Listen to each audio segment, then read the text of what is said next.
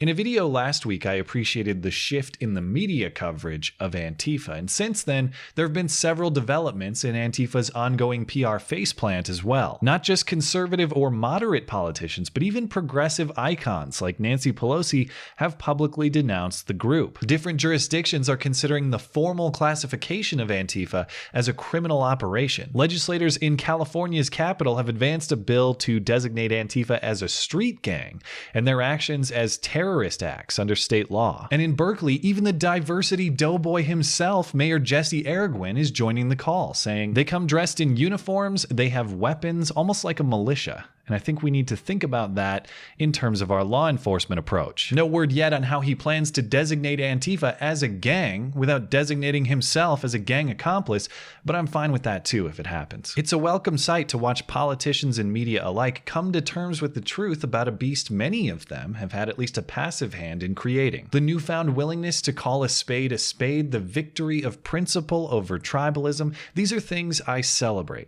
even if they are later than I would have preferred. But there is still one thing missing that I'd like to see more of, and that's some genuine investigative journalism, especially investigative journalism with a harshly critical eye. Or at least an eye that's as critical as the one that's been focused on the president and white nationalists throughout this year. It's not that those groups don't deserve scrutiny, they do. I'd just like to see some even application of what ought to be a uniformly applied journalistic agent. And there are shades of that emerging. CNN did an interview with Portland Antifa members, letting them explain their views in their own words. It may not have been as pressing as I would have liked, but Antifa members are quite good at making themselves look bad if you just hand them a mic. You have to put your body in the way, and you have to make it speak in a language that they understand, and sometimes that is violence. And on The Daily Show, Trevor Noah coined the term vegan ISIS to describe them in a refreshingly critical monologue. When people see that, all they think is, oh, it's vegan ISIS. Because... And I want to congratulate Trevor's entire team for finally writing a line that made me smirk. At this rate, in a few months' time, I might have a laugh for you, so keep it up. But the bombshell Antifa reporting this week comes from Politico. In a Friday article titled FBI Homeland Security Warn of More Antifa Attacks. Federal authorities have been warning state and local officials since early 2016 that leftist extremists known as Antifa had become increasingly confrontational and dangerous, so much so that the Department of Homeland Security formally classified their activities as, quote, domestic terrorist violence, according to interviews and confidential law enforcement documents obtained by Politico. Well, hey, that's great. That sounds like some emails were sent. Sounds like a phone was picked up. Sounds like some connections were worked. Exercises in serious journalism rather than the modern status quo of here are the events of the day as seen through my predetermined ideological worldview from high atop a coastal ivory tower and post.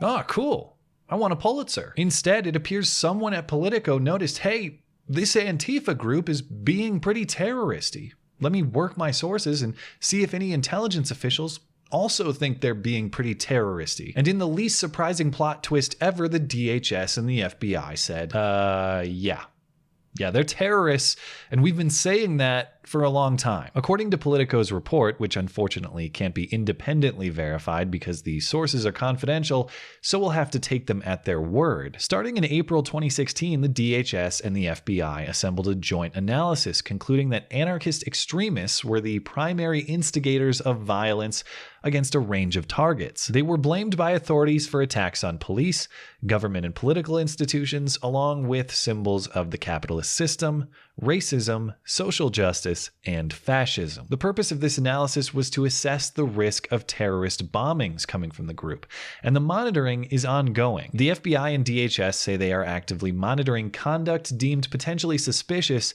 and indicative of terrorist activity by Antifa groups. I read this report with both satisfaction and frustration. In some ways, it answers questions. In others, it raises them. Let's start with what's good. It's good to see government officials tasked with monitoring and deterring terrorism doing exactly that and using the term where it applies. Pursuing political aims through violence is terrorism. And I'm happy to see those tasked with investigating it appear to be doing that with minimal political bias. It's also good to know those officials have been monitoring this for the last year and a half at minimum. So at least in the case of the DHS and the FBI, it didn't take the last year and a half of blatant political violence to attract their interest. And it's also good to see a media outlet noticing terrorist activity and then getting in touch with federal authorities on terrorism to see what they know and report that information back to the public. However, it's very frustrating to know that Antifa's repeated terroristic actions have been the subject of federal investigation for the last year and a half, and yet their violence and their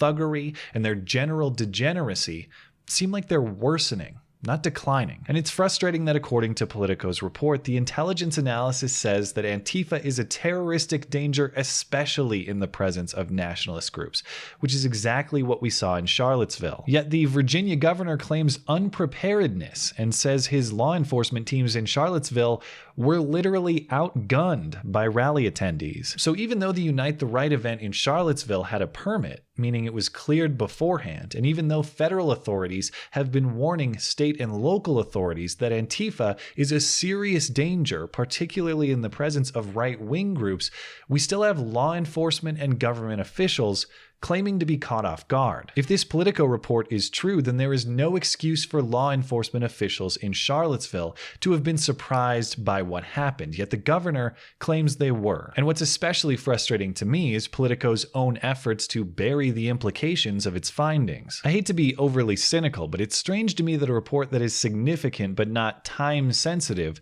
was released on the Friday before the Labor Day weekend. If you're looking to make something forgettable, that is excellent timing. But more importantly, Politico buries the fact that their newfound proper journalistic efforts challenge, if not outright contradict, their previous reporting. Within the story, you'll find the one lonely sentence. These reports appear to bolster Trump's insistence that extremists on the left bore some of the blame for the clashes in Charlottesville and represent a problem nationally.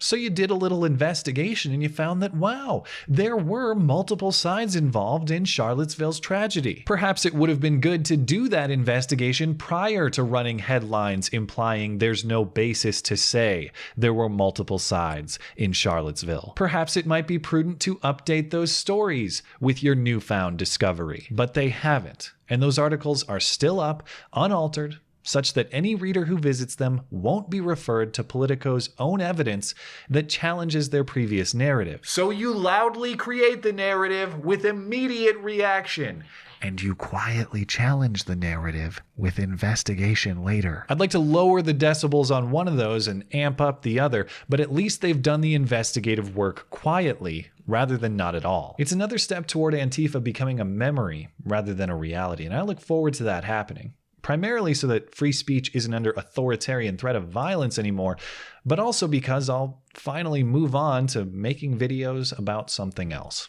And that'll be nice. Thanks as always for listening and for supporting this channel. Always appreciate that thoughtful discussion down below, and especially over on Twitter. That is at ML Christiansen. You're always welcome to come hang out and chat in my live streams. Those are linked down in the description. Looking forward to it.